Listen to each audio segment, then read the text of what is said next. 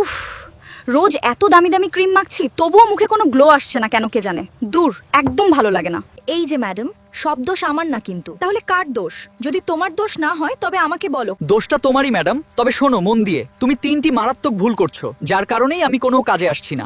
আশা করি এখন থেকে তুমি এই ভুলগুলো আর করবে না। 1 নম্বর টিপস, তোমার মুখ ঠিকমতো পরিষ্কার করছো না। নোংরা ডার্টি স্কিনে যতই ক্রিম ঘষো কোনো কাজ হবে না, বুঝলে? 2 নম্বর টিপস, তুমি প্রতিদিন জল কম খাচ্ছ।